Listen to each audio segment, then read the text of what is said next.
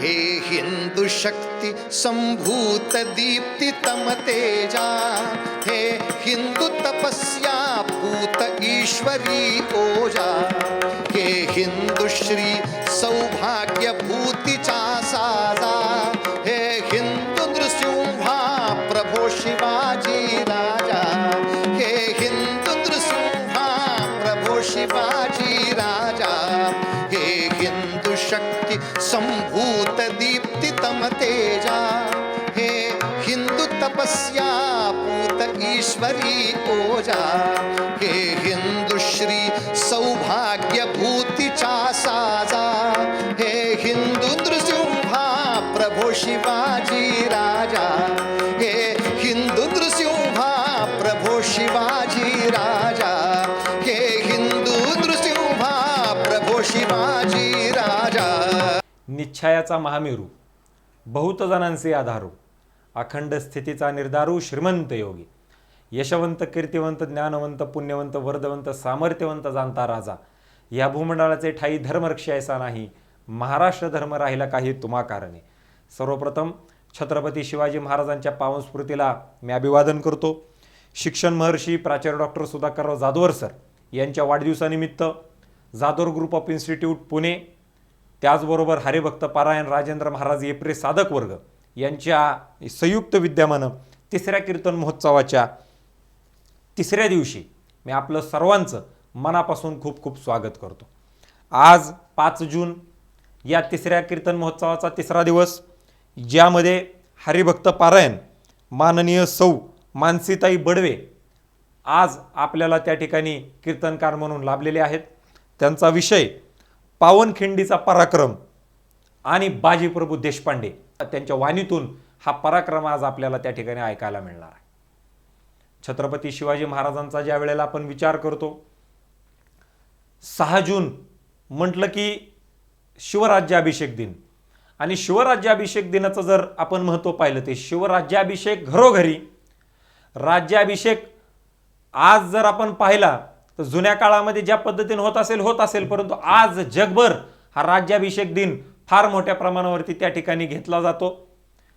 मी मागच्याच वर्षी पाहिलं की ऑस्ट्रेलियामध्ये सुद्धा त्या ठिकाणी सिडनीसारख्या शहरामध्ये सुद्धा शिवराज्याभिषेक दिनाची फार मोठी मराठी मंडळाकडनं त्या ठिकाणी मिरवणूक निघली.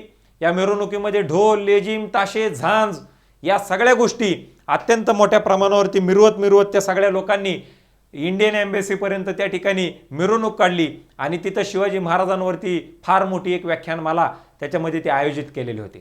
जाधवर सरांचा वाढदिवस म्हटलं की वाढदिवस कशा पद्धतीने साजरा केला पाहिजे, एका शिक्षण महर्षाचा वाढदिवस हा कशा पद्धतीने साजरा केला पाहिजे. ज्या वेळेला माझ्यासारख्या युवकाच्या मनामध्ये हा विचार येतो, त्यावेळेला एक गोष्ट माझ्या मनामध्ये येते की आज संपूर्ण जाधवर सरांचं जे कार्य आहे ते कार्य हे युवकांना घडवण्यासाठीचं कार्य, आणि म्हणून आज जर आमच्या संस्थेचं जर तुम्ही ब्रीदवाक्य पाहिलं तर ते ब्रीदवाक्य असं आहे, education for strength, intellect and wisdom, बल, बुद्धी आणि सद्विचारासाठी शिक्षण.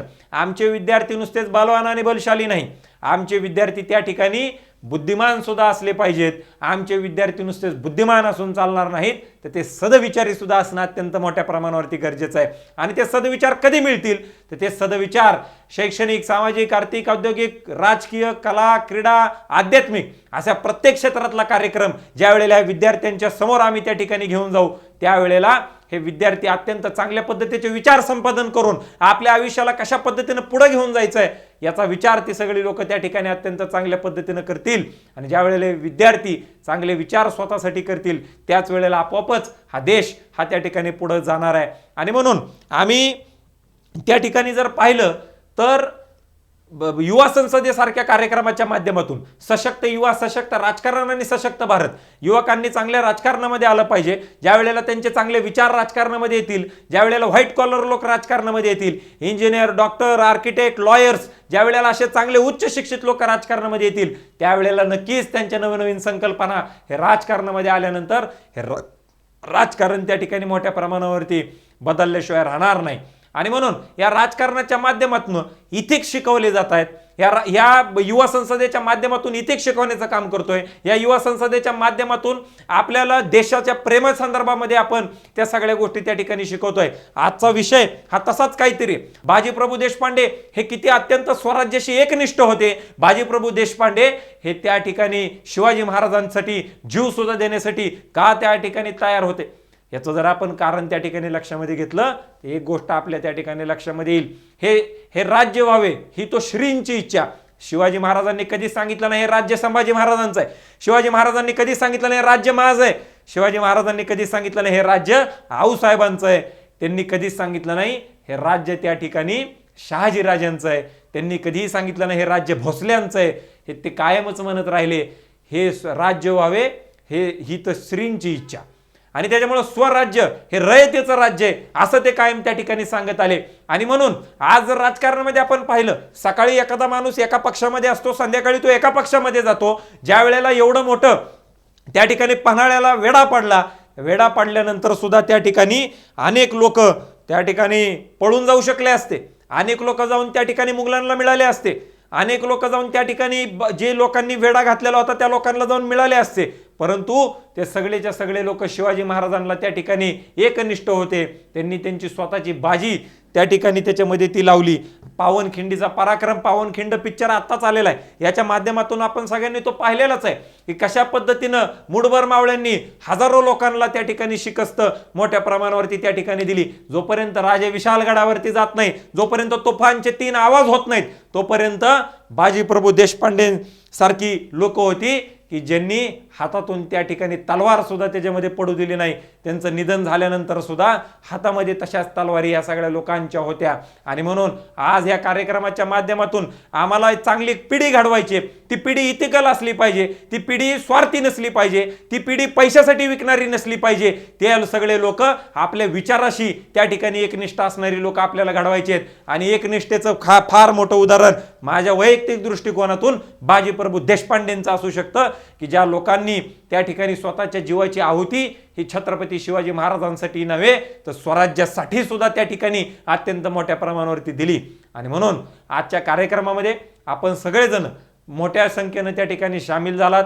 या 3ऱ्या दिवसामध्ये मी आपलं सर्वांचं पुनश्च एकदा स्वागत करतो आणि आपल्या सर्वांना फार फार शुभेच्छा देतो. हा कार्यक्रम आपण त्या ठिकाणी लाईक करावा, शेअर करावा, सबस्क्राईब करावा. महाराष्ट्रात नाही जगामध्ये ज्या ज्या ठिकाणी लोक बसलेले आहेत त्यांना शिवाजी महाराजांचं चरित्र त्या ठिकाणी अभ्यासता आलं पाहिजे.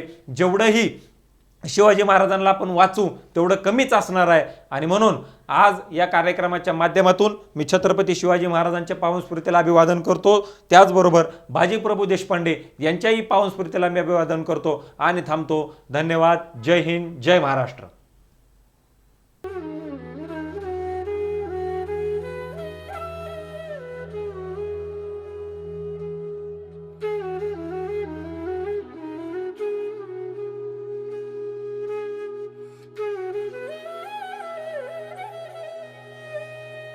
श्रीमन्महागणाधिपतये नमः. वक्रतुण्ड महाकाय सूर्यकोटि समप्रभ निर्विघ्नं कुरु मे देव सर्वकार्येषु सर्वदा. या कुन्देन्दु तुषारहार धवला, या शुभ्रवस्त्रावृता, या वीणावरदण्डमण्डितकरा, या श्वेतपद्मासना, या ब्रह्माच्युतशङ्कर प्रभृतिभिः देवैर्सदा वन्दिता. सा मां पातु सरस्वती भगवती निःशेषजाड्यापः. गुरुर्ब्रह्मा गुरुर्विष्णुः गुरुर्देवो महेश्वरः. गुरुः साक्षात् परब्रह्म तस्मै श्री गुरवे नमः. जयाचा जनी जन्मना मात झाला, जयाने सदा वासनामात केला. जयाच्या मुखी सर्वदा नाम कीर्ती. नमस्कार त्या ब्रह्मचैतन्यं आपदामपहर्तारं दातारं सर्वसंपदां. लोकाभिरामं श्रीरामं भूयो भूयो नमाम्यहम्. सर्वेऽपि सुखिनो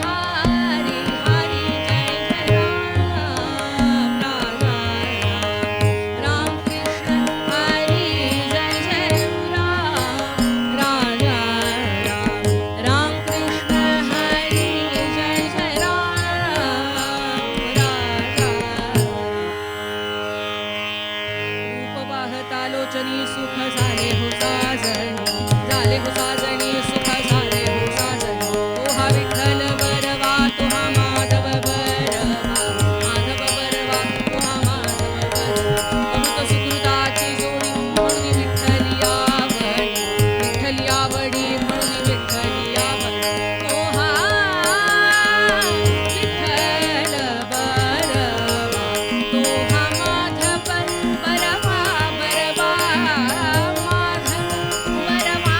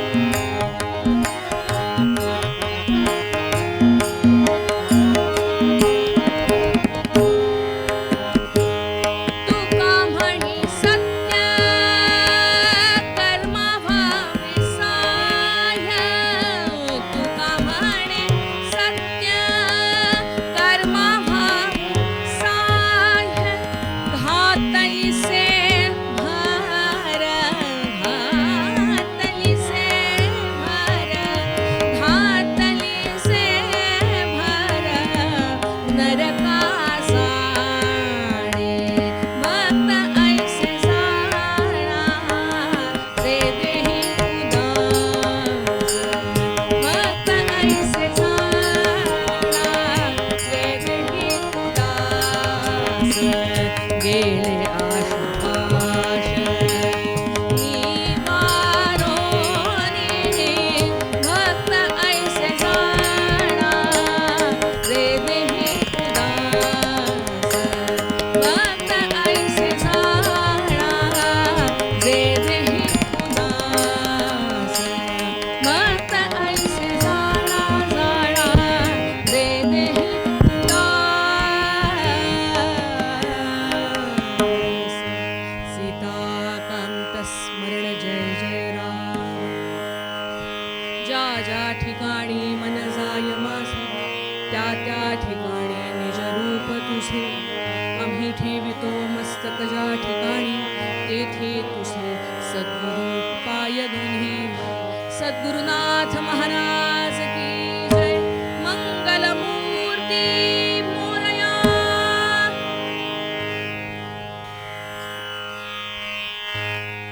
भक्त ऐसे जाणाचे देही उदास गेले आशा पाश निवारोनी विषय तो त्यांचा झाला नारायण नावडे जन धन माता पिता निर्वाणी गोविंद असे मागे पुढे काहीच साकडे पडोने तुका म्हणे सत्य कर्मा भावी साह्य घातलीसे भर नरकासाणे भक्त ऐसे जाणाजे देही उदास गेले आशा पाश निवारो जगद्गुरु तुकोबारायांचा हा अभंग महाराजांनी 16व्या शतकात लिहिलेल्या अभंग घातेतले हे काही अभंग जे अभंग वाचल्यानंतर तुमच्या माझ्यासारख्या सामान्य माणसाला आयुष्याचं खरं सार खरं तत्वज्ञान सहज कळतं काय नाही हो या अभंगात सगळं काही आहे माणूस जन्माला काय येतो त्यानं जन्माला आल्यावर काय केलं पाहिजे काय केल्यानंतर तो योग्य मार्गाने पुढे जाऊन त्याच्या आयुष्याचं ध्येय गाठू शकतो ते गाठत असताना त्यानं परमेश्वराचं अधिष्ठान त्याच्या सगळ्या कृतीमध्ये कसं राखलं पाहिजे इथपासून सामान्य जनजीवांच्या आयुष्यात घडणाऱ्या अनेक घटनांवर महाराजांनी भाष्य केलंय येणाऱ्या प्रत्येक परिस्थितीचा तोडगा जर काढायचा असेल तर या सगळ्या संतांच्या ज्या गाथा आहेत ना त्या उघडून बघायला हव्यात महाराज आजच्या अभंगात काय सांगतात बघा सरळ साधा अभंग जर सहज प्रत्येक कडव्यानिशी वाचत गेलो क्रमवार आणि अभंगाच्या अर्थाचा सारांश काढायचं ठरवलं तर अगदी सहज कळू शकतं की महाराजांनी या अभंगामध्ये भक्ताची लक्षणं सांगितली आहेत भक्त म्हणजे कोण त्यानं कसं असायला पाहिजे आणि त्यानं भक्ताच्या सगळ्या क्वालिफिकेशन्सना पूर्ण केलं म्हणजे सगळ्या लक्षणांना अंगीकारलं की मग त्याच्या आयुष्यामध्ये काय घडू शकतं या प्रश्नाचं उत्तर सुद्धा महाराज या अभंगात देतात महाराज म्हणतात जो देहावरती उदास असतो त्याला भक्त म्हणावं अहो उदास म्हणजे फ्रस्ट्रेट का उदास म्हणजे डिप्रेशन मध्ये गेलेला का ज्याला काउन्सिलरची सायकोलॉजिस्टची गरज आहे असा का नाही कसं आहे मराठी भाषा आहे त्या मराठी भाषेतल्या प्रत्येक शब्दाचा प्रत्येक व्यंजनाचा एकारार्थी असलेल्या प्रत्ययाचा अर्थ सुद्धा परिस्थितीनुसार वाक्यानुसार व्याकरणानुसार कर्ता कर्म क्रियापदानुसार बदलत असतो या अभंगात महाराजांना उदास या शब्दाचा अर्थ तो निराश झालाय अशा अर्थाने घ्यायचाच नाहीये मुळात मग जो भक्त आहे म्हणजेच थोडक्यात सांगू का आपल्या आजच्या भाषेत बोलायचं झालं तर त्याच्या आयुष्याचं एम ठरलेलं आहे त्याला त्याच्या ध्येयापर्यंत पोचायचं आहे आणि त्याकरता लागणारा त्याचा अभ्यास करताना त्याला कितीही अडचणी आल्या तरी जसा एखादा विद्यार्थी त्याच्या ध्येयापर्यंत पोचण्याकरता कितीही अडचणी आल्या तरी अभ्यास करत राहतो प्रयत्न करत राहतो ही परीक्षा दे ती परीक्षा दे सेट दे नेट दे अजून काही तिसऱ्या 4 गोष्टी कर हे करताना सहज आहे का हो नाही हा मार्ग अवघड आहे खडतर आहे हा मार्ग अवलंबताना अभ्यास करताना असंख्य गोष्टींना तोंड द्यावं लागतं. पण हे सगळं पार करून जाताना, तुम्ही सगळे विद्यार्थी हे कीर्तन ऐकताय त्यामुळे हे उदाहरण मुद्दाम सांगितलं. हे सगळं पार करत असताना एक क्षण असा येतो की नाही हो, की आता उद्या परीक्षा आहे, वर्षभर अभ्यास केलाय, सगळं काही ऍडजस्ट करून बरोबर टाइम टेबल नुसार अभ्यास केलाय, तरी मनात धाकधूक असते. उद्याचा पेपर लिहायचा असतो. उद्याचा पेपर लिहिण्याकरता उद्याचा दिवस उजाडतो. आपण पेपर लिहायला बसतो. सगळा पेपर लिहून होतो आणि आता आपल्याला प्रतीक्षा असते आपल्या रिझल्टची. रिझल्टचं परिपत्रक हातात पडलं की आपण सुटलो बाबा असं म्हणतो. म्हणजेच काय, ध्येयापर्यंत पोहोचतो. आणि ध्येयापर्यंत या पोहोचत असताना हा जो मागचा काळ जर सहज मागे वळून पाहिलं, म्हणजेच घडलेल्या घटनांचा मागोवा घेतला, तर कळतं अरे आपण किती कष्ट केले. हे कष्ट करत असताना अडचणी कमी आल्या का? नाही. पण हे कष्ट करत असताना सर्वार्थानं तन मन धनानं प्रयत्न केले, कोणत्याही इतर गोष्टीला डोळ्यापुढे येऊ दिलं नाही. फोकस क्लिअर होता. आणि हा फोकस तेव्हाच क्लिअर होतो बरं का, जेव्हा आपण आपल्या इतर सगळ्या गोष्टींच्या बाबत उदास होतो. इतर सगळ्या गोष्टींच्या बाबत उदास होतो, ज्याला मराठी भाषेत देहावर उदार होणं अशा अर्थाची संज्ञा आहे. आपल्या व्यवहारातलं हे उदाहरण झालं. हाच नियम जर परमार्थात लावायचा असेल ना, तर त्याकरता तुकोबांचा हा अभंग अभ्यासायला हवा.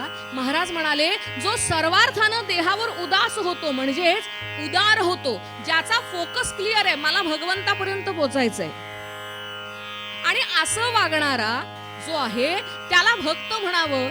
भक्त या शब्दाची फार सुंदर व्याख्या ब्रह्मचैतन्य गोंदवलेकर महाराजांनी केली. महाराज म्हणाले, जो देवापासून कधीही विभक्त म्हणजे वेगळा होऊ शकत नाही, डिस्ट्रॅक्ट होऊ शकत नाही, त्याला भक्त म्हणावं.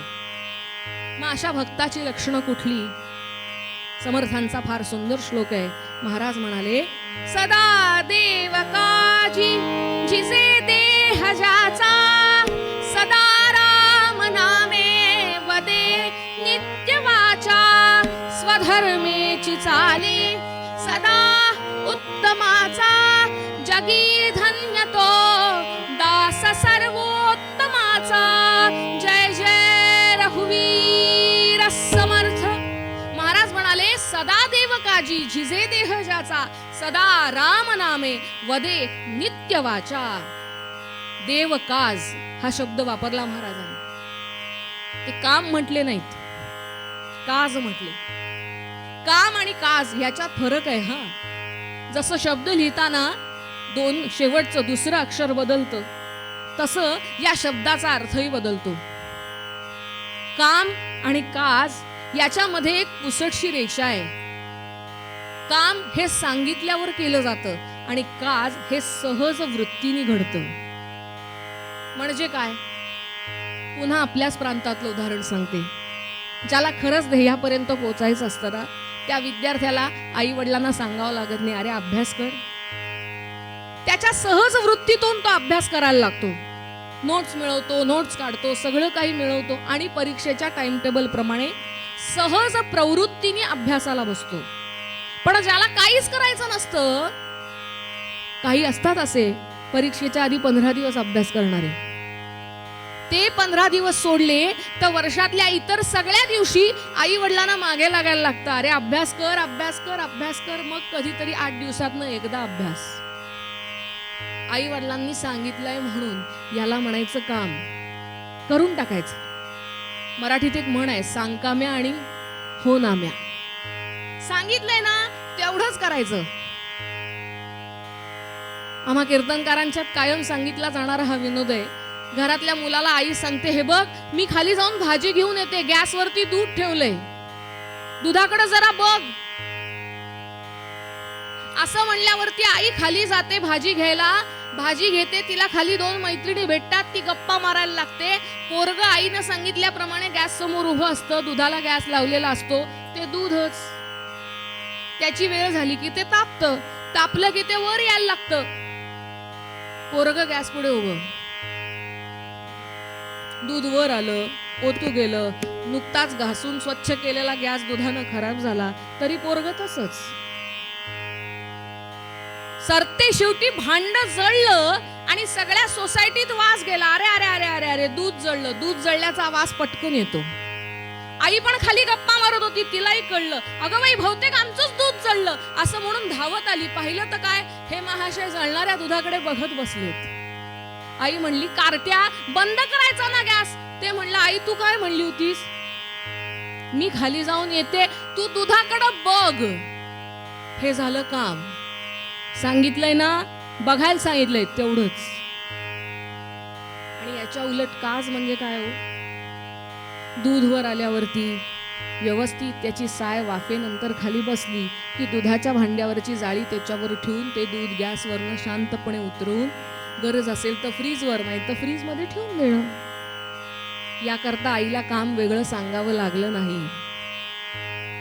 हाच नियम जर परमार्थात लावला तर देवकाज करणारा भक्त म्हणजे काय, तर मला भगवंतानं कशा करता जन्माला घातलंय याचा विचार करून त्याप्रमाणे कर्म करणारा भक्त. माझ्या जन्माची, माझ्या कर्माची माझ्या देशाला, देवाला गरज आहे असं समजून वागणारा भक्त, ज्याला समर्थाने भक्ताच्या संज्ञेत बसवलाय. आणि म्हणून समर्थ म्हणतात, सदा देव काजी झिजे देह ज्याचा. मग नुसतं काजच करायचं का? नाही. ज्याला स्मरून काज करतो आहोत त्या भगवंताचं नामच मुखात घेणारा म्हणजे तो भक्त. तुकोबांचा अभंग आणि समर्थांचा हा श्लोक शेजारी शेजारी लिहून काढला तर लक्षात येईल की संतांचे शब्द वेगळे वेगळे आहेत पण त्याचा अर्थ एकच आहे. तुकोबा म्हणतात, भक्त ऐसे जाणा जे देही उदास, गेले आशापाश निवारोनी. जो देव काजी रंगलेला आहे त्याला इतर सगळ्या नात्यांचा विसर पडतो का नाही बघा. इतकंच नाही, विषय तो त्यांचा झाला नारायण, नावडे जनधन माता पिता. हे दुसरं कडवं समर्थांच्या श्लोकातल्या दुसऱ्या ओळीशी जोडून बघा.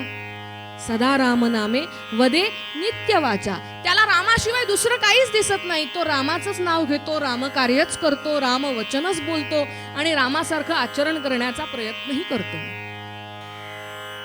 स्वधर्मेची चाले सदा उत्तमाचा. स्वधर्मानं चालणाऱ्या भक्ताकरता भगवंत उभा आहे हे समर्थ या श्लोकातून सांगतात. आणि तुकोबांनी तिसरं चरणही तेच लिहिलंय, निर्वाणी गोविंदासे मागे पुढे काहीच साकडे पडून येतील. जो पराकोटीच्या प्रयत्नाने स्वतःच्या ध्येयापर्यंत, उपास्य देवतेपर्यंत जायचा प्रयत्न करतो, नव्हे त्या मार्गावरून चालत राहतो, त्या भक्ताचं हे सगळ्यात मोठं लक्षण आहे. आणि म्हणून आम्हाला जर भगवंताचे भक्त व्हायचं असेल तर तुकोबांनी, या समर्थांनी, किंबहुना सकल संतांच्या प्रत्येक अभंग गाथेत कुठेतरी या अर्थासदृश दुसरा अभंग मिळणारच आहे. या संतांनी दाखवलेल्या मार्गावरून जाणं, त्याप्रमाणे आचरण ठेवणं आवश्यक आहे. आणि हे जर आपण केलं नाही ना तर भक्तच काय, त्याची अवस्था काय होते याकरता तुकोबांनी शेवटचं चरण लिहिलं. तुका म्हणे सत्य कर्मा व्हावे साह्य. तुला खरंच काहीतरी चांगलं करायचं का आयुष्यात? मग जे सत्य आहे, जे शाश्वत आहे, जे चिरंतन आहे, जे निरंतर आहे, जे कायम देव देश धर्म याचा विचार करत समोरच्याचं कल्याण करणारं वागणं आहे, ते जर सहाय्यकारी ठरवलंस, नव्हे त्याच्यात जर तू समाविष्ट करून घेतलं स्वतःला तर ठीक आहे. नाही तर तुझी अवस्था काय बाबा? माझे नाही हो, तुकोबांचे शब्द आहेत. तुकोबा म्हणाले, सत्यकर्माला सहाय्य व्हायचं नाही का? मग तुझी गत एकच होऊ शकते. काय? तुका म्हणे सत्यकर्मा व्हावे सहाय्य, घातलीसे भर नरका जाणे. मग तू तुझं आयुष्य आणि तुझ्या आयुष्याची वाटचाल याला जबाबदार दुसरं कोणी नाही, तुझा तूच. सरते शेवटी काय माहितीये का मंडळी, माणसानं योग्य आणि अयोग्य ह्याच्यातलं योग्य निवडायचा 1000% प्रयत्न करावा. आणि तो प्रयत्न करत असताना स्वतः बरोबर जगाचंही कल्याण करावं. इंग्रजीत एक म्हण आहे ना, charity begins at our home. कोणीतरी येईल, कोणीतरी करेल, कोणीतरी घडवेल असं म्हणत बसण्यापेक्षा साने गुरुजींनी लिहिलेल्या त्या काव्यातले शब्द आहेत ना, या उठा करू हो शर्थ, संपादू दिव्य पुरुषार्थ. अशा पद्धतीनं आपणच उभं राहिलं पाहिजे. आणि उभं राहून काय करायचं, तर जे परमेश्वरानं सांगितलं, जे संतांनी नेमून दिलं, त्याच वाटेवरनं चालत जाऊन देवकार्य आणि देशकार्य करतच स्वतःची उन्नती साधायची आहे. आणि अशी उन्नती साधण्याकरता आपल्याला प्रेरणा मिळेल असं चरित्र कथाभागात आपण पाहणार आहोत. पण त्याआधी तुकोबांनी सांगितलेल्या या अभंगाचा पुन्हा एकदा उच्चार. भक्त ऐसे जाणाचे देही उदास, भक्त ऐसे जाणाचे देही उदास, भक्त ऐसे जाणाचे देही उदास,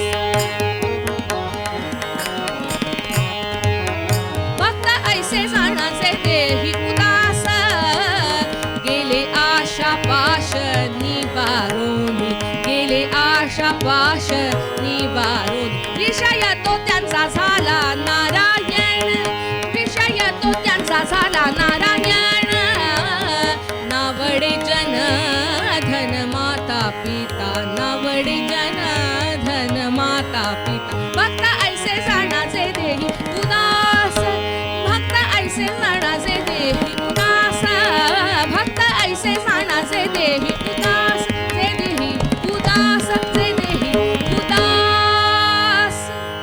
कीर्तनाच्या प्रथेप्रमाणे क्षणभर नामस्मरण करूया आणि कथेकडे जाऊया. रघुपती राघव राजा राम, पतित पावन सीताराम,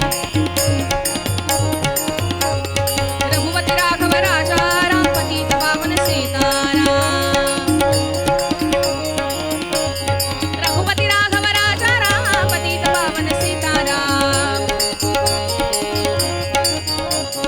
रघुपती राघव राजा राम, पतित पावन सीताराम, रघुपती राघव राजा राम, पतित पावन सीताराम, रघुपती राघव राजा राम, पतित पावन सीताराम,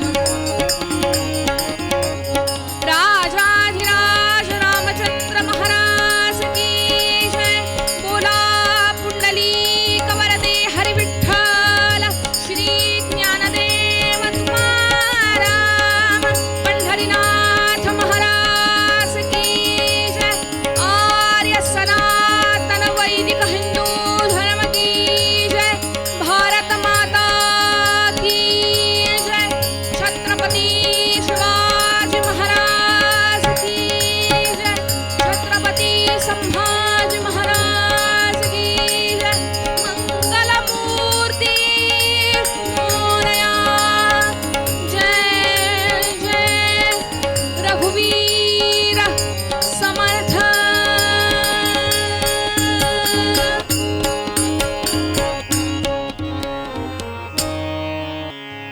काय घडलं होतं पहा. दुपारची वेळ आहे आणि सगळ्या सैन्याच्या शिबिरामध्ये आता दुपारच्या न्याहारीची तयारी सुरू झाली.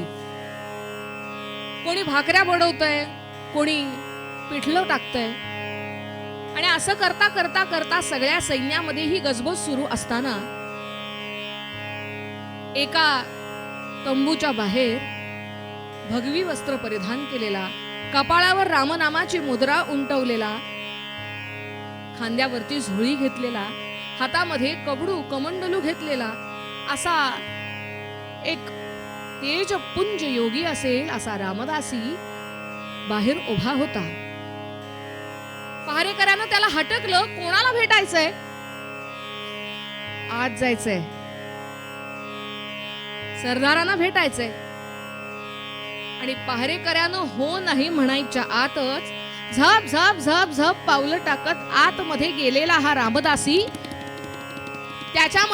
त्याच्या हातामध्ये असलेली ती कुबडी, तो कमंडलू, त्याचा एकमेकावरती आघात होऊन झालेला आवाज कानावरती पडला.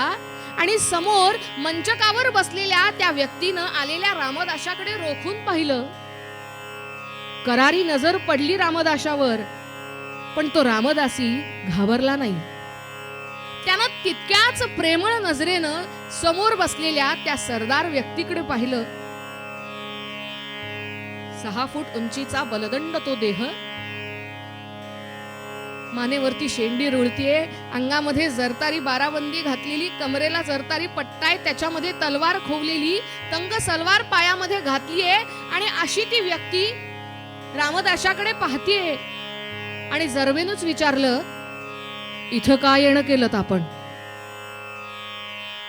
आजूबाजूला असलेलं सगळं सैन्य यवनांचं आहे आणि मी त्यांचा चाकर आहे म्हणून मी इथे बसलोय. आपल्याला आत कोणी सोडलं? मला कोण कशाला रोखेल आणि कोण कशाला आत सोडेल? मी रामकार्य करायला आलोय, रामाचा निरोपच घेऊन आलोय असं म्हणा ना. म्हणजे तेच तर सांगतोय. आणि असं म्हणून हा रामदासी सांगू लागला. कोणाला सांगितलं हो? बाजीरायामलेंच्या सबळ हा दोषण काळाचा, बाजीरायामलेंच्या सबळ हा दोषण काळाचा, ना दैवाचा ना देवाचा किंवा नशिबाचा, ना दैवाचा ना देवाचा किंवा नशिबाचा, देशद्रोही चांडाळांचा भरला बाजार, देशद्रोही चांडाळांचा भरला बाजार, गुलामगिरी जे देतीत यांना निष्ठा पिकणार, गुलामगिरी जे देतीत यांना निष्ठा पिकणार. तुम्हीच ना स्वातंत्र्य चिरियले या पोटासाठी, तुम्हीच ना स्वातंत्र्य चिरियले या पोटासाठी, तुम्हीच ना रे भूमातेच्या नख दिधले कंठी, तुम्हीच ना रे भूमातेच्या नख दिधले कंठी. हो सावध बाजीराया, हो सावध बाजीराया, तासिका काया शिरविसी माया, तुझ भगवान श्री शिवराजा, स्वातंत्र्य प्राप्तीच्या काजा, बोलावी तिकडे साजा. देशभक्तीची सुधा पिऊन घे प्रायश्चित्ताला, देशभक्तीची सुधा पिऊन घे प्रायश्चित्ताला, अन चला घालू स्वातंत्र्य संगरी रिपुवरी घाला, जी जी रजी. कोण होता हा रामदासी? समर्थांच्या तालमीत तयार झालेला हा रामदासी हिरडस मावळ प्रांतामध्ये ज्यांची देशपांडे पदाची मसलत होती त्या बाजीप्रभू देशपांड्यांच्या भेटीला आला होता. हे हिरडस मावळ प्रांतातले बांदल खरे, पण देशपांडे ही पदवी त्यांना मिळाली आणि तेच अण्णाव पुढे रूढ झालं. पिढ्यानपिढ्या यवनांची चाकरी करण्यातच धन्य मानणारे हे सारे, पण आज बाजीप्रभूंचा पराक्रम कर्णोपकर्णी दशदिशांना पसरलेला होता. दुःख फक्त इतकंच होतं, तलवारीची धार आणि पराक्रमाची ताकद ही नको त्या व्यक्तीच्या पायी गेली होती आणि त्यांना योग्य वाटेवर आणण्याकरताच हा रामदासी बाजीप्रभूंच्या समोर येऊन उभा राहिला होता. सांगत होता, बाजी, शौर्य, धैर्य, पराक्रम, विचार, आचार, संस्कृती, ज्ञान सारं काही योग्य व्यक्तीच्या पायी वाहिलं ना तर आणि तरच ते सार्थकी लागतं. ऐका मासं, ऐका. हातामध्ये असलेली ही तलवार उगारायची असेल ना तर ती आपल्याच माणसांवर नका हो उगारू. गेली कित्येक वर्ष आपल्यावरती गुलामगिरीचं राज्य देणाऱ्या त्या यवनांवर उगारायला हवी ही तलवार. का हो असं करता? या ना, महाराष्ट्रात हे राज्य व्हावं ही तो श्रींची इच्छा असं म्हणत स्वराज्य उभा करणारा शिवाजी राजा दोन्ही बाहू पसरून तुम्हाला बोलावतोय. तो सह्याद्रीचा पर्वत तुम्ही येण्याची वाट पाहतोय. का असं करता? या ना, या. आणि आलेल्या त्या रामदासाचे बोल ऐकून मंचकावर बसलेले बाजी ताडकन उठले. काय करतायत आता बाजी? असं प्रश्न चिन्ह त्या रामदासाच्या डोळ्यात, चेहऱ्यावर दिसलं. पण बाजीप्रभूंनी पुढे 2 पावलं टाकून येऊन त्या रामदासाच्या पायावर आपलं डोकं ठेवलं. हात जोडून बाजी उभे राहिले आणि सांगत होते काय? शिवदूताचे बोल ऐकून बाजी मनी बदला, शिवदूताचे बोल ऐकून बाजी मनी बदला. काळ सर्प हा मित्र म्हणून मी कसा उरी धरला, काळ सर्प हा मित्र घरात शिरला चोर तयाला मानियला राजा, घरात शिरला चोर तयाला मानियला राजा. निंद्य बोललो शिवरायाच्या परमपूज्य काजा, निंद्य बोललो शिवरायाच्या परमपूज्य काजा. माता माझी कष्टविले मी राजनिष्ठकासी, माता माझी कष्टविले मी राजनिष्ठकासी. त्या पाप्याने युद्ध मांडिले देशरक्षकांसी, त्या पाप्याने युद्ध मांडिले देशरक्षकांसी. ही गुलामगिरीची गीता, ही गुलामगिरीची गीता. यापुढे आता, यापुढे आता मज देशाची माझा राजा, तो प्राणदेव तो माझा, मी शरण शिवा सांगाजा. बार पेटला प्रदीप्त बाजी वैश्वानर ठेला, बार पेटला प्रदीप्त बाजी वैश्वानर ठेला. अन चला घालू स्वातंत्र्य संगरी रिपुवरी घाला, जी जी राजी. रामदासाच्या पायावर डोकं ठेवलं. जय जय रघुवीर समर्थ असं म्हणत त्या रामदासानं आपला हात वर केला आणि रामदासी तिथून बाहेर पडला. बाजींच्या आयुष्यातला हा सुवर्ण क्षण. यवनांची पिढ्यानपिढ्या चालू असलेली चाकरी सोडून दिली एका क्षणात आणि आपल्या निवडक सैन्यासह भाऊबंधांसह बाजी प्रभू येऊन शिवाजी राजांना सामील झाले. राजांच्या आयुष्यातलं बाजींचं योगदान खूप मोठं आहे. काय घडला हो प्रसंग? विजापूरच्या आदिलशाहीनं शिवाजी राजाला पकडण्याकरता अफजल खानासारखा बलदंड योद्धा महाराष्ट्रात पाठवला होता. पण आलेल्या अफजल खानाला तर पुन्हा विजापुरात जाता आलं नाहीच. त्यानं आणलेलं सैन्यही परत गेलं नाहीच. या उलट कसे तरी जीव मुठीत घेऊन धावत विजापुरात पोचलेल्या फाजल खानानं आणि त्याच्या मित्रानं आपल्या वडिलांची आणि सगळ्या आदिलशाही सैन्याची कशी धुळदाण उडाली याचं रसभरीत वर्णन विजापूरच्या दरबारात केलं होतं. आणि काय घडला प्रसंग विजापूरच्या त्या दरबारात? अफजल्याला ठार केल्यावर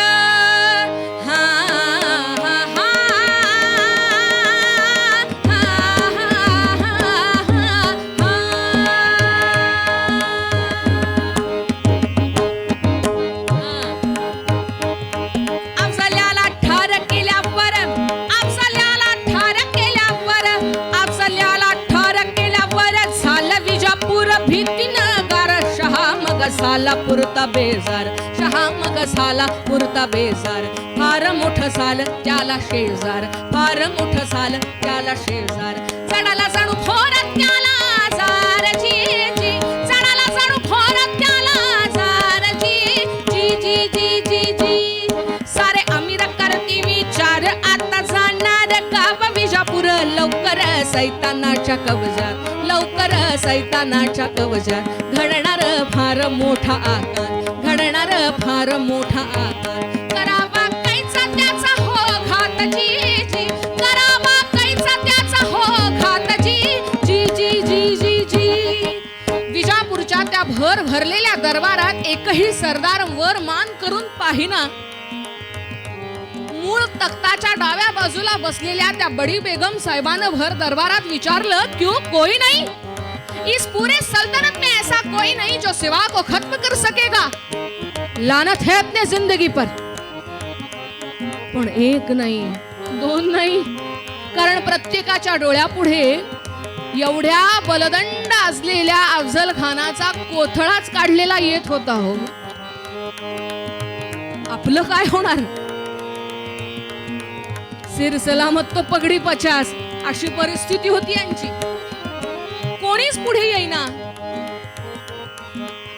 दरबारात बसलेला अली आदिलशहा दरबाराची ही अवस्था पाहिली, संतापला, चिडला आणि दरबार अर्धवट टाकून निघून गेला. स्वतःच्या महालामध्ये अस्वस्थपणानं येरझाऱ्या घालतोय, विचार करतोय काय करावं. आणि त्याच्या डोक्यामध्ये त्याच्या खासगी पत्र व्यवहारात आलेलं एक पत्र आलं जे डोळ्यापुढे उभं राहिलं.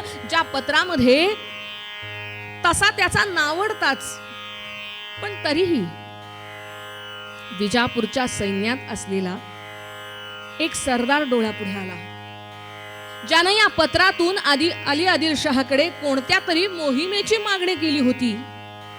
बंगळूर प्रांतातला कर्नूल नावाचा किल्ला, ज्या किल्ल्याचा हा किल्लेदार होता हाबशी पठाण होता, याचं नाव होतं सिद्धी जौहर.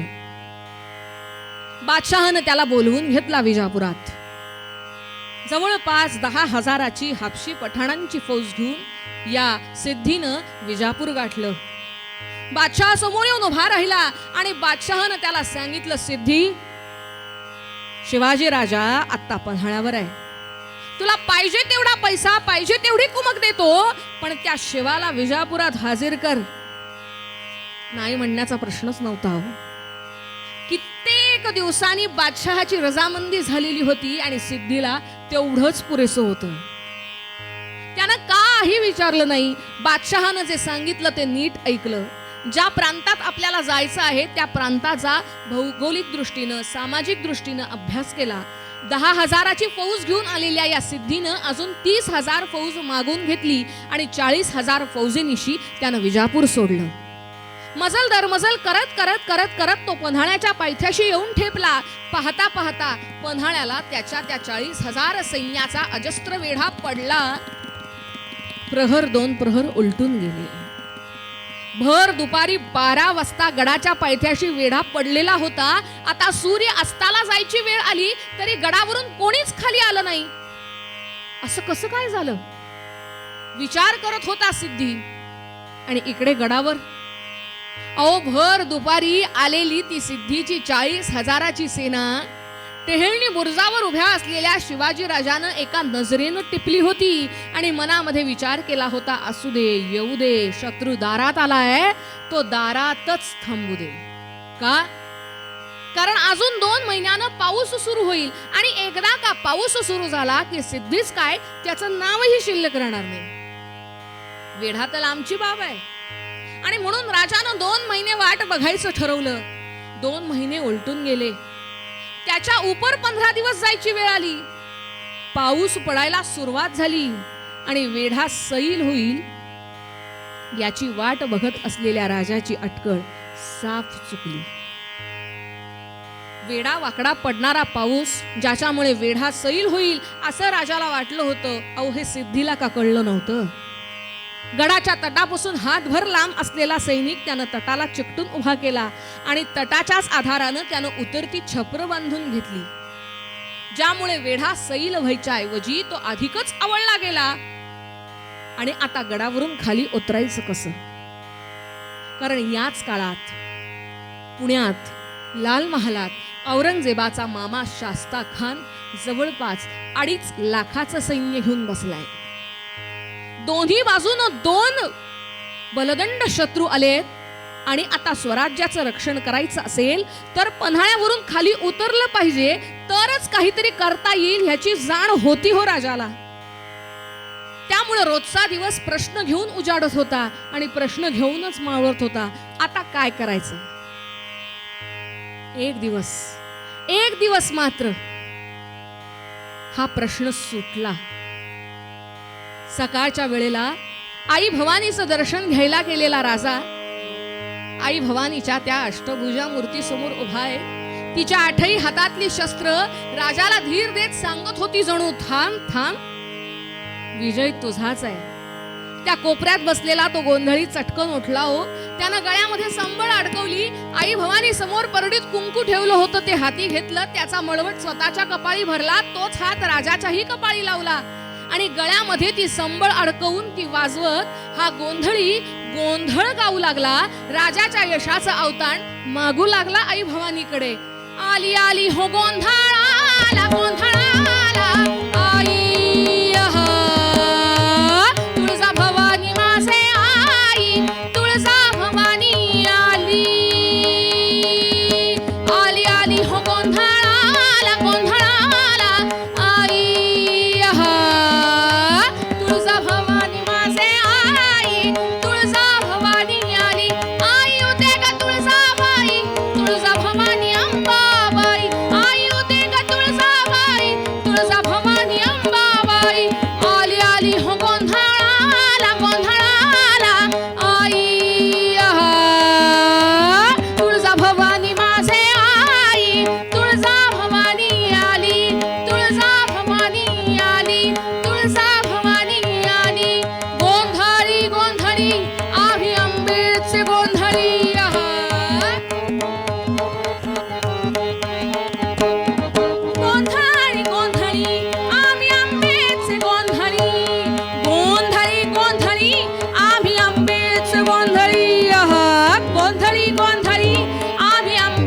असे गोंधळी उदा उदा उदा उदा उदा उदा उदा उदा सदानंदीचा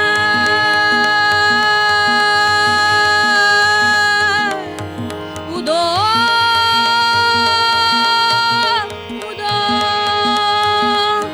जगदंब उदयोस्तु उदयोस्तु उदयोस्तु. गोंधळ संपला आणि देवडीवरचा पहारेकरी धावत आला. राज राज राज राज कुणीतरी आला या, तुमची भेट मागतं या. देवडीवरच थांबवलंय त्यासनी. धोधो धोधो धोधो पावसाला सुरुवात झाली होती. एवढ्या गच्च वेढ्यातून कोणीतरी वर येतो आणि आपली भेट मागतो, याचंच आश्चर्य वाटलं. झाप झाप झाप झाप झाप झाप पावलं टाकत राजा देवडीपाशी आला आणि त्यानं पाहिलं कच्च भिजलेला रामदासी डोळ्यापुढे दिसला. समर्थ रामदासांचं आणि त्यांनी जागोजागी पेरून ठेवलेल्या त्यांच्या शिष्यांचं स्वराज्यातलं हे खूप मोठं योगदान आहे. रामदासाला पाहिलं, राजाने पटकन त्यांना आत घेतलं, कोरडी वस्त्र त्याला दिली आणि तो रामदास बदलता बदलता राजांना सांगतोय, महाराज त्वरा करा. इतके दिवस वेढ्यामध्ये अडकून पडला आहात, पण आता वेढ्यातून सुटण्याची जागा सापडली आहे.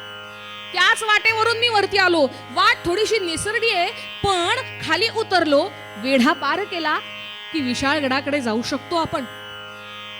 पण जागा सुटली. महाराज, सिद्धी हा सुद्धा एक माणूसच आहे, त्याच्या नजरेतून चूक ही व्हायचीच.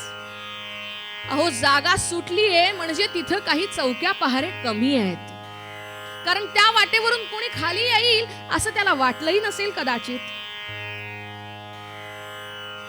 जो प्रश्न इतके दिवस पडला होता, त्या प्रश्नाचं चुटकीसरशी उत्तर सापडलं होतं. गडावरची सूत्र झर झर झर झर हल्ली, ज्याला त्याला ज्याचं त्याचं काम वाटून दिलं आणि गडावरून खाली उतरण्याचा दिवसही नक्की ठरला. गुरुपौर्णिमेच्या दुसऱ्या दिवशी गडावरून खाली उतरायचं ठरलं. 600 मावळ्यांची निवडक शिबंदी पालखीमध्ये बसून राजे खाली उतरणार होते. ते पालखी उचलणारे 6 लोक आणि राजांच्या बरोबर जबाबदारी घेणारा सरदार म्हणून बाजीप्रभूंची निवड झाली. ज्या दिवशी गड सोडायचा तो दिवस कधी उजाडला आणि कधी मावळला कळलंच नाही. रात्रीच्या किर्र काळोखामध्ये राजे पेटत्या पलित्याच्या अर्धवट उजेडामध्ये पालखीमध्ये बसले. मेण्यांनी त्या भोयांनी ती पालखी उचलली आणि आता त्या निसरड्या वाटेवरून उतरण्याकरता गडाच्या दरवाजातून सारे जण बाहेर पडायला लागले. डोळ्यापुढे चित्र उभं करा, काय घडलं असेल.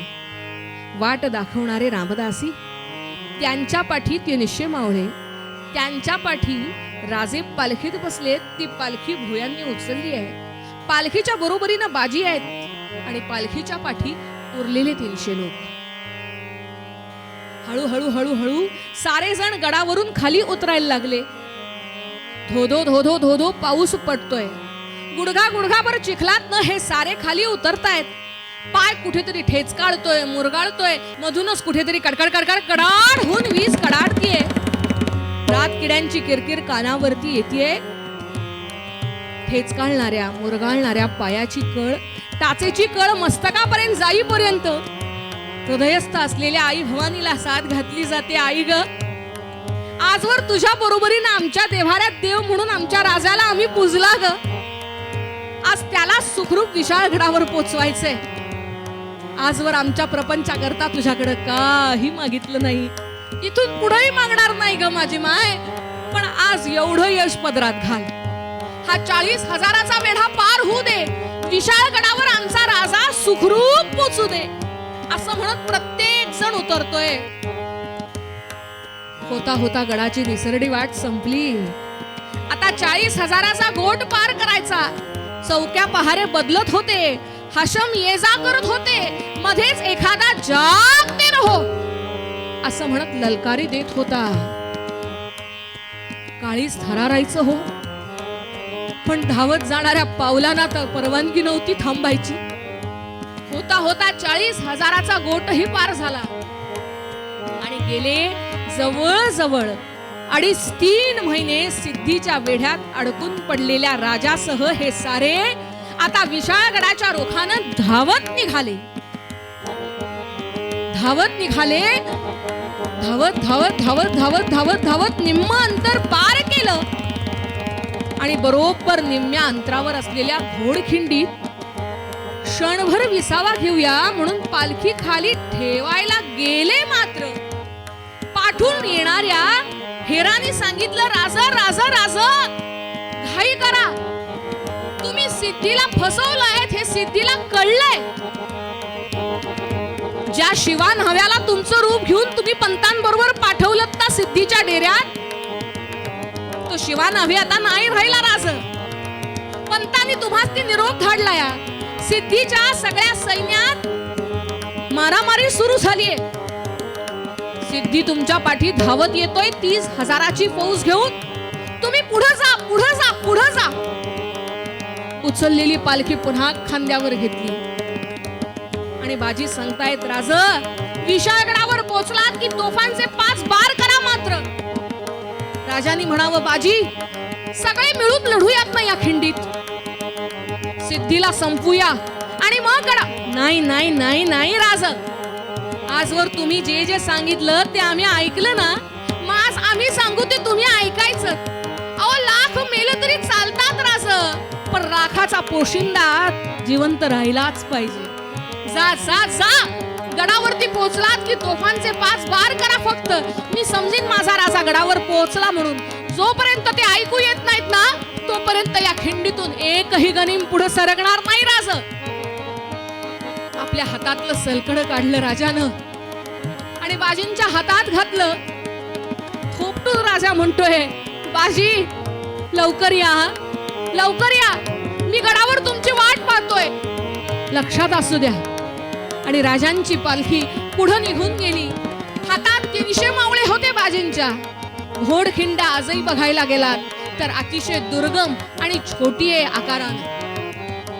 एका शेजारी एक अशी 5 माणसं उभी राहतात फक्त खिंडीत आणि बाजींनी याचाच उपयोग करून घेतला. 5, 25, 50 अशा फळ्या उभ्या केल्या मावळ्यांच्या. जे उरले होते त्यांना कडे कपारीत चढून बसायला सांगितलं. हाती येईल तो धोंडा खाली ढकलून द्यायला सांगितला. आता प्रत्येकाचं ध्येय एकच होतं, जमेल तसा जमेल तितका गनिम संपवायचा. आणि आता स्वतः बाजी घोडखिंडीत उभे राहिले. बाजूला 2 ढालाईत उभे केले. हातामध्ये दांडपट्टा घेतला. पहाटे 3:30 पावणे 4ची वेळ. समोरून दिन दिन दिन दिन करत येणारा गनिम दिसला. मात्र आले आले गनिम खिंडीत चौताळून आले, आले आले गनिम खिंडीत चौताळून आले. झाले झाले सज्ज मराठे सरसावून भाले, झाले झाले सज्ज मराठे सरसावून भाले. दीन दीन रण शब्दा हर हर महादेव भिडला, भिडला ओठी दंत मस्तकी खडग वक्षी भाला. युद्ध सुरू झालं पहाटे 4ला. 4, 5, 6 तासानं वेळ पुढे सरकतीये. सूर्य उगवला, ऊन जाणवू लागलं आणि आता सूर्य ऐन माथ्यावर आला तरी सुद्धा खिंड पार झाली नव्हती. असं का घडतंय म्हणून सिद्धीनं दुर्बिणीतनं पाहिलं तर त्याला काय दिसलं हो. ऐन खिंडीच्या मध्यभागी बाजी उभे होते. शिरस्त्राण केव्हाच पडून गेलं होतं. शेंडीचा झुक्का मानेवर रोळत होता. अंगामध्ये घट्ट बाराबंदी घालून त्याच्यावर चिलखत घातलेलं. कमरेला उपरणं बांधलंय. पायात तंग सलवार घातलीये. हातामध्ये दांडपट्टा घेतलाय. बाजूला 2 ढालाईत उभे केलेत. का हा दांडपट्टा फिरवत असताना एकदा फिरवला की त्याच्या माऱ्यात 10 जण येतात. पण हे सारं करत असताना दुसऱ्या बाजूने जर कोणी काही शस्त्र चालवली तर त्याचा समाचार या ढालाईतानी घ्यायचा असतो. हातामध्ये दांडपट्टी घेऊन फिरवणारे बाजी एक एक पाऊल पुढे टाकत 10-10 जणांना मारत होते. लाल पळसासारखे फुलले होते. आता अंगावर जखम व्हायला एक जागा शिल्लक नव्हती. सिद्धीनं बाजीनं पाहिलं आणि लक्षात आलं, हा एक माणूस टिपला तर हे युद्ध आपल्या हातात येऊ शकतं. आणि म्हणून त्यानं बंदूकवाला बोलावला. पण तोही क्षणभर थांबला हो. का? कारण त्याला माहिती होतं सुटलेली गोळी जर दांडपट्ट्यात अडकली तर ती पुन्हा उलटी येऊ शकते. म्हणून क्षणभर थांबून त्यानं बंदूक रोखली आणि बंदुकीचा चाप ओढला. मात्र तो गोळी सुसू आली. तो गोळी सुसू आली. वर्मिती घुसली. श्री बाजी विव्हळ पडला. माकुती काहीसा उठला. बेहोश वीर वर वदला. द्वेषानं लढणाऱ्या बाजींच्या छातीत गोळी लागली आणि बाजी खाली कोसळायला लागले. ढालायतानी त्यांना सांभाळलं, बाजूला आणलं. बेशुद्ध झालेल्या बाजींच्या चेहऱ्यावर पाण्याचे हपकारे मारले आणि अर्धवट शुद्धीत आलेल्या बाजींनी एकच विचारलं, राजागडावर पोचला? नाही बाजी. तोफांचे 5 बार झाले? नाही बाजी. राजागडावर पोचत नाही, तोफांचे 5 बार होत नाहीत आणि बाजी जमिनीला पाठ टेकवतो. जमणार नाही. आता समोर मृत्यू जरी येऊन उभा राहिला तरी बाजी त्याला हेच सांगेल, तोफे आधी न मरे बाजी सांगा मृत्यूला. तोफे आधी न मरे बाजी सांगा मृत्यूला. आन चला घालू स्वातंत्र्य संगरी रिपुवरी घाला. हा जी जी राजी, जी जी राजी. आता हातातला दांडपट्टा टाकून दिला बाजूला. ढालाई त्यांना ढकलून दिलं. समोर भाला पडला होता, तो हातात घेतला आणि पुन्हा युद्धात उडी घेतली. सगळ्या रणाचा रंगच पालटला हो. तो हर हर एकची झाला. तो हर हर एकची झाला. म्लेंछा हटला, म्लेंछा हटला. जोराचा जाऊ द्या हल्ला, नेटाचा जाऊ द्या हल्ला. घ्या सूड म्लेंछा मत्ताचा, लावा उद्या त्यांच्या रक्ताच्या. त्यांचे मस्तक चेंडू साचा. समर रंगणी चेंडू फळीचा डाव भला रंगला. समर रंगणी चेंडू फळीचा डाव भला रंगला. आणि चला घालू स्वातंत्र्य संगरी रिपुवरी घाला. आजी जी राजी. स्वातंत्र्यवीर विनायक दामोदर सावरकर यांनी लिहिलेला हा बाजीप्रभूंचा पोवाडा 150 वर्ष ब्रिटिशांच्या गुलामगिरीत खितपत पडलेल्या प्रत्येक माणसाला बाजींचं उदाहरण देत सावरकर स्वातंत्र्याचं अमृत काय असतं हे सांगतात हो. हातामध्ये भाला घेऊन बाजी पुन्हा लढायला उभे राहिले आणि युद्धाला नवा रंग चढला. आता ज्या हातात ढाल होती ना, त्या ढालीची जागा दुसऱ्या तलवारीनं घेतली. निम्म्याहून अधिक गनिम संपवला. संध्याकाळ व्हायची वेळ आली.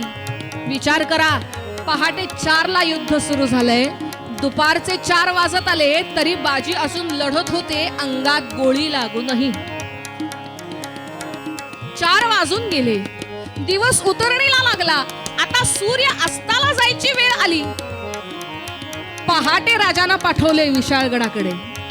एवढा वेळ गेला तरी 5 बार अजून काही ऐकू येईना तोफेचे. काय झालं असेल? राजा सुखरूप असेल ना? गडावर पोहोचला असेल ना? का काही दगाफटका? हजारो शंकांनी मन कुरतडली जात होती. हात मात्र आवेगानं फिरतायत. निम्मा गनिम कापला जातोय आणि संध्याकाळच्या वेळेला जे ऐकू यायला हवं होतं ते तोफांचे 5 बार सूर्य अस्ताला जाता जाता धाड धाड धाड धाड धाड करत ऐकू आले. तो बार धडा धड झाले. तो बार धडा धड झाले. हास्य मुख ठेले, प्राण परतले. हा पहिला बार शिवाचा, हा दुसरा कर्तव्याचा, हा तिसरा भवानीचा, हा चौथा महादेवाचा. बार 5वा धडाडला हर बोला जय बोला. बार 5वा धडाडला हर बोला जय बोला. आणि चला खालू स्वातंत्र्य संगरी रिपुवरी घाला. जी जी राजी, जी जी राजी. 5 बार ऐकू आले आणि अंगात गोळी लागूनही लढणारे बाजी त्या क्षणी जमिनीवर कोसळले. जे मराठी सैन्य उरलं होतं ते झाडाझुडपातून, कडेकपारीतून, रानावनातून वाट काढत काढत काढत विशाळगडावर येऊन पोचलं.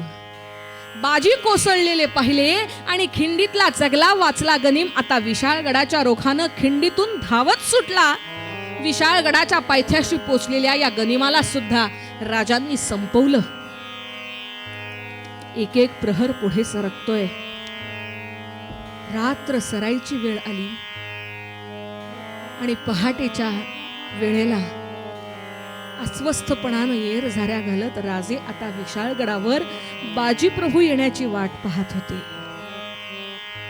आदल्या पहाटे 4 वाजता निरोप घेतला होता बाजींचा. राजे तुम्ही पुढे जा, हा मी येतोच असं बाजींनी सांगितलं होतं. आणि आता सांगितलेल्या दिलेल्या या शब्दाला 24 तास उलटून जायची वेळ आली तरी बाजी गडावर नाहीत. जगले वाचले होते ते सारे लोक गडावर आले होते. पेटत्या पलित्याच्या अर्धवट उजेडात गडावरती त्यांच्या जखमांची मलमपट्टी करणं चालू होतं. बाजीच नाहीत. येरझाऱ्या घालणाऱ्या राजानं मध्येच दालनाच्या त्या दरवाजाकडे पाहावं. कोणीतरी दारात येऊन बाजी आल्याची बातमी सांगेल म्हणून उत्सुकतेनं पाहणाऱ्या राजाची निराशा व्हावी. पुन्हा पाठमोर व्हावं, काहीतरी खुट्ट वाजावं आणि पुन्हा राजानं दरवाजाकडेच पाहावं. अशी वाट पाहत असलेला राजा एकदम थबकला, कारण दारामध्ये गडाच्या किल्लेदारानं येऊन मुजरा करावा आणि सांगावं, महाराज बाजींची पालखी गडावर आलीये, पुढच्या चौकात ठेवलीये तिला, सगळे तुमच्याकरता थांबलेत. येताना बाजी येत नाहीत. त्यांच्या त्या राकट कणखर हातांची मिठी गळ्याला पडत नाही. त्याऐवजी येतो तो निरोप, काहीतरी चुकलंय खास. मस्तकीचा चिरेटोप घातला नाही, कमरेची तलवार अडकवली नाही, पायात जोडे चढवले नाहीत. राजे तसेच धावत निघाले. दालन ओलांडून पुढे आले आणि पुढच्या चौकाकडे जाणाऱ्या रस्त्यावरती आपल्या अंगावर झालेल्या जखमा आणि आपल्या डोळ्यातून वाहणारं पाणी आपल्या राजाला दिसू नये म्हणून राजाला मुजरा करत करत करत पाठी सरणारे सारे राजाला वाट करून देत आहेत. धावत धावत धावत यावं आणि पुढच्या चौकात ठेवलेली ती सुंदर नक्षीकाम केलेली शिसवाची पालखी नजरेस पडावी. पालखीचं नक्षीकाम जसं डोळ्यात भरत होतं ना, तसंच त्या पालखीला लावलेला पांढरा शुभ्र रेशमाचा गोंडा आणि पालखीत अंथरलेलं पांढरं वस्त्र सुद्धा डोळ्याला दिसत होतं. मनाचं ओझं पायात बांधलेला राजा एक एक एक एक एक एक पाऊल टाकत पालखीपाशी गेला. मठ दिशी खाली बसला. त्या पांढऱ्या वस्त्रावरती भेरभेरणारी नजर आणि तापलेल्या तेलासारखे किल्लेदाराचे शब्द कानावर पडले. महाराज नका करू ते वस्त्र बाजूला. का काय सांगू, तोफांचे 5 बार झाले नाहीत म्हणून अंगात गोळी लागूनही बाजी लढत राहिले. आणि महाराज ज्या क्षणी ते 5 बार ऐकू आले ना, त्या क्षणी बाजी जमिनीवर कोसळली. जे मराठी सैन्य उरलं होतं ना, ते गडावर येऊन पोचलो, पण जो जगला वाचला गनीम होता तो तुम्हाला पकडण्यासाठी धावत सुटला आणि जमिनीवर बेशुद्ध पडलेल्या बाजींच्या देहाला तुडवत तुडवत पुढे निघून आला. कोणाला तमा होती हो, पायाखाली काय तुडवलं गेलं? काहीच नाही. थरथरत्या हातानं राजानं ते वस्त्र बाजूला केलं. छिन्न विच्छिन्न झालेला तुडवला गेलेला बाजींचा देह राजाची नजर फिरत होती आणि काहीतरी लक्कन चमकलं. तिथं ती थांबली, नीट पाहिलं आणि डोळ्यात येणाऱ्या अश्रूंमुळे धुसर झालेल्या दृष्टीला ते लक्कन चकाकलेलं सोनकड दिसलं, जे खिंडीत राजानी स्वतःच्या हातून काढून बाजींच्या हाती घातलं. ते सलकड जसं दिसलं ना, तसंच त्या हाताची घट्ट बंद असलेली मूठ सुद्धा दिसली. कशाची होती मूठ? दांडपट्टा फेकून दिल्यानंतर हातात भाला घेतला होता ना, तो भाला धरल्याची ती मूठ अजूनही तशीच घट्ट बंद होती. देहातले प्राण निघून गेले होते, पण प्राणापलीकडेही राजाला दिलेला शब्द पाळण्याचं कर्तव्य मात्र बाजीने पूर्ण केलं होतं. बाजी गेले. या बाजीरूपी भक्तानं ज्याला देव मानलं त्या शिवाजी राजा करता, त्यानं स्थापन केलेल्या स्वराज्याकरता आपल्या प्राणाची सुद्धा आहुती दिली. भगवंतावर भक्ताच्या असलेल्या पराकोटीच्या प्रेमाचंच हे प्रतीक नाही का हो? देहावर उदार होऊन आपण हाती घेतलेलं कार्य प्राण गेले तरी बेहत्तर, पण पूर्ण करायलाच हवं ही निष्ठा म्हणजेच या भक्ताचं लक्षण नाही का हो? शिवचरित्रात असे अनेक लोक दिसतील आपल्याला की ज्यांची नावं सुद्धा आमच्या इतिहासाला माहिती नसतील कदाचित. बिनीचे शिलेदार म्हणून बाजीप्रभूंसारखे अनेक सरदार आज शिवचरित्रात प्रामुख्यानं सांगितले जातात, पण त्यांच्या पाठी आजही पडद्याआड असलेली अनेक अशी लोक आहेत, अनेक अशी मिसरूडही न फुटलेली पोरं आहेत. घरात जन्माला आलेली 4 मुलं असतील तर 4ही मुलं शिवाजी राजाच्या सैन्यात पाठवायची आहेत का? कारण आमचा राजा आमचा देव आहे आणि तो देवराज्य रामराज्य उभं करणार आहे ही निष्ठा त्या काळी असलेल्या प्रत्येक माणसात जिवंत होती ना. म्हणून महाराष्ट्राच्या 4ही दिशेला असलेल्या 4 बादशहा, सागरी मार्गातून येणारे डच, इंग्रज, पोर्तुगीज, फ्रेंच, सारी मंडळी आणि दिल्लीत तख्तावर बसलेला न्यायाचं सोंग करणारा औरंगजेब सुद्धा या स्वराज्याचा भगवा ध्वज नाही जिंकू शकला का? कारण त्या काळी जमिनीतनं गवत जरी उगवलं ना तरी त्या गवताला भाल्याचं टोक फुटावं इतकी जाज्वल्यता प्रत्येकात निर्माण झालेली होती. मग मला सांगा, हेच स्वतःच्या देवावरचं, देशावरचं, स्वतःच्या राजावरचं पराकोटीचं प्रेम नाही का?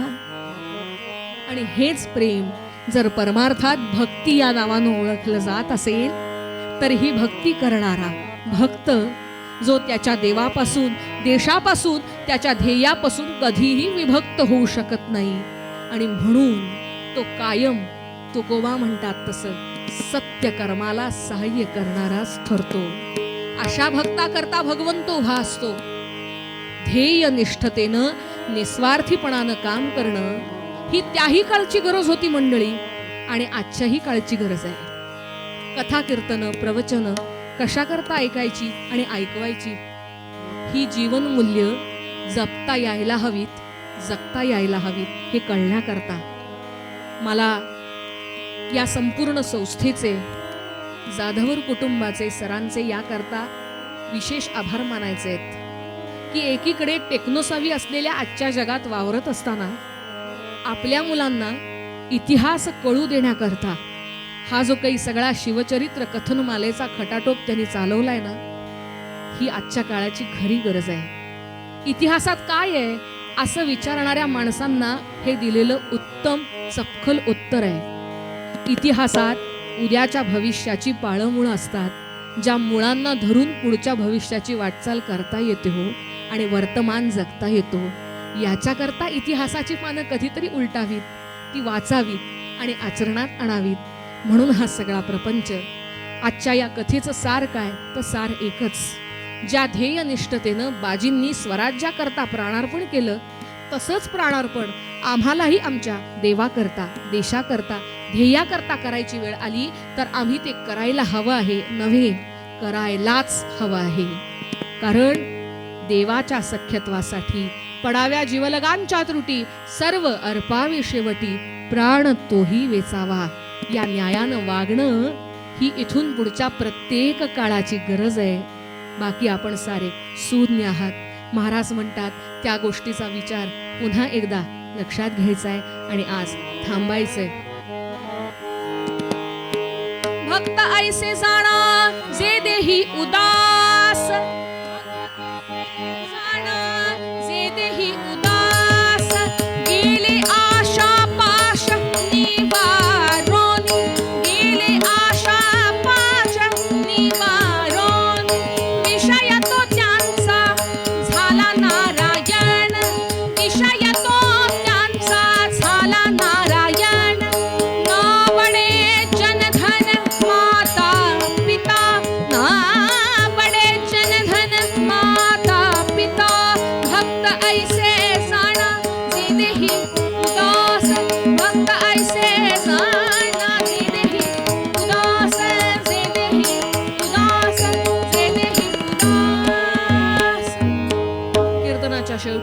श्लोक म्हणू आणि थांबू. उपासनेला दृढ चालवावे, भूदेव संतासी सदा लवावे, सत्कर्मयोगे वय घालवावे, सर्वामुखी मंगल बोलवावे. जय जय रघुवीर समर्थ